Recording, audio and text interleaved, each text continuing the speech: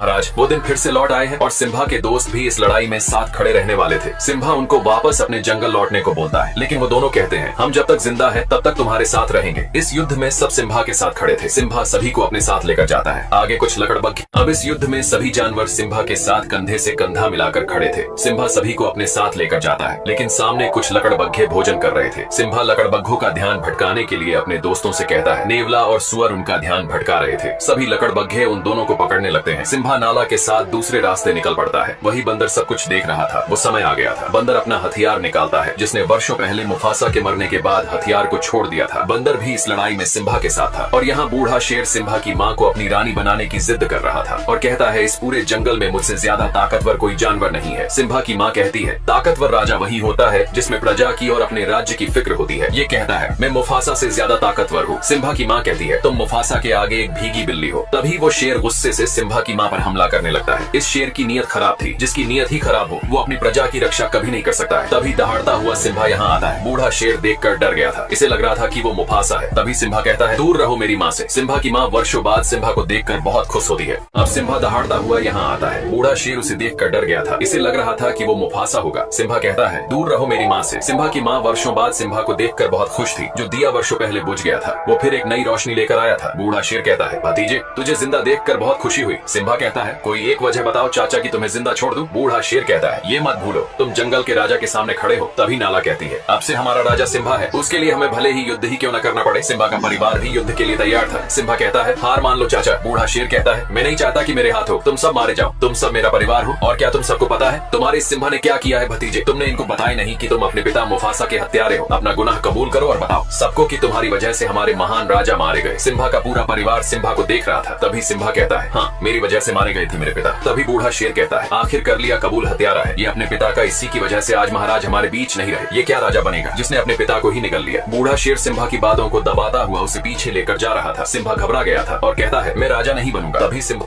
अब बूढ़ा शेर सिम्बा की बातों को दबाते हुए उसे पीछे लेकर जा रहा था और जोर से चिल्लाकर कहता है झुकाओ अपने सर को। तभी सिम्बा का पैर फिसल जाता है। सिम्बा चट्टान पर लटका हुआ था। यहाँ जोर की बिजली कड़कती है। ये वो आखिरी पल था जिसमें एक पापी का अंत तय था। बूढ़ा शेर कहता है ये नजारा मैंने वर्षों पहले देखा था। बिल्कुल तुम्हारी तरह ही मुफासा ने मेरी आंखों में देखा था। बूढ़ा शेर उछलकर सिम्बा के पंजों को दबा लेता है और कहता है एक राज की बात बताऊं भतीजे तेरे बाप मुफासा को मैंने ही मारा था। इतनी बात सुनते ही सिम्बा अपने पिता के उस दुख भरे पल को याद करने लगता है। तभी सिम्बा जबड़े से उसके बाल पकड़कर ऊपर आ जाता है और चिल्लाकर कहता है कैसे भाई हो तुम अपने सगे भाई की ही हत्या कर दी। बूढ़ा शेर कहता है ये झूठा बोल रहा है इसकी बात मत सुनो। तभी सिम्बा की माँ कहती है तुमने मुफासा को नहीं मारा तो उनकी आंखों में कैसे देखा। बूढ़े शेर का अंतिम समय आ चुका था। तभी बूढ़ा शेर लकड़बग्घों से कहता है मार डालो सबको। सभी लकड़बग्घे सिम्बा के ऊपर टूट पड़ते हैं, लेकिन सिम्बा सभी लकड़बग्घों को जबड़े से दबाकर फेंक रहा था। नाला अपने परिवार को हमला करने को कहती है। सिम्बा का पूरा परिवार लकड़बग्घों पर टूट पड़ता है। ये था एक भीषण युद्ध जो सत्य और असत्य के बीच हो रहा था। सभी लकड़बग्घे सिम्बा को नोच रहे थे।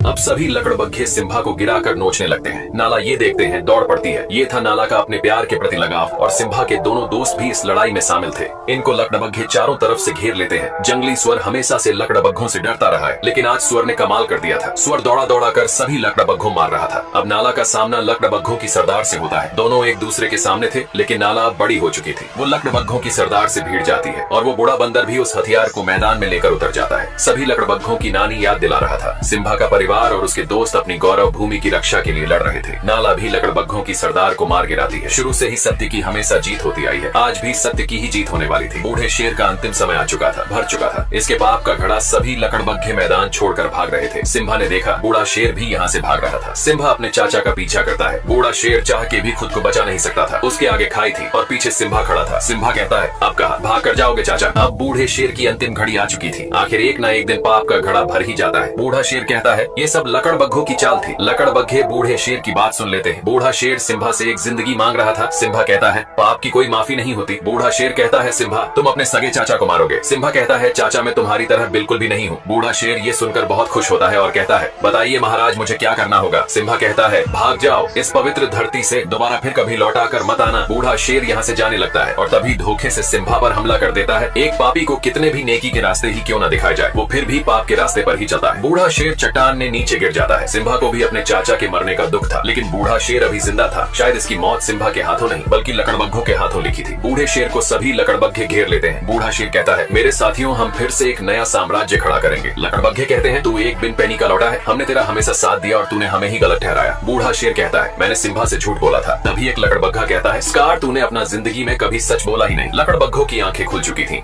सभी लकड़बग्घे बूढ़े शेर पर टूट पड़ते हैं। ये था एक बुराई का अंत। इस लड़ाई में फिर से अच्छाई की ही जीत हुई थी। अब सिम्बा अपने परिवार से मिलता है। सिम्बा का परिवार फिर से एक जीती जागती जिंदगी जीने वाला था। सिम्बा उस बंदर से भी मिलता है जिसने सिम्बा को हौसला दिया, उसे उसकी पहचान बताई। आखिर एक सच्चा राजा वही होता है जिसमें अपने प्रजा और गौरव भूमि की फिक्र हो। ये सब सिम्बा के अंदर था। वो एक वीर सम्राट था, एक वीर योद्धा था और इस गौरव भूमि का एक राजा भी था। सिम्बा के राजा बनने से सभी जानवर बहुत खुश थे। जिस जिंदगी को डर कर जिया करते थे, अब उस जिंदगी को खुलकर जीने का समय आ गया था। सिम्बा और नाला के प्यार से एक प्यारा बच्चा हुआ। सिम्बा के बाद इस गौरव भूमि की रक्षा करने वाला सम्राट। ये स्टोरी यहीं पर समाप्त होती है। फिर से लौटेंगे ऐसी ही एक मुफासा की बचपन की स्टोरी लेकर।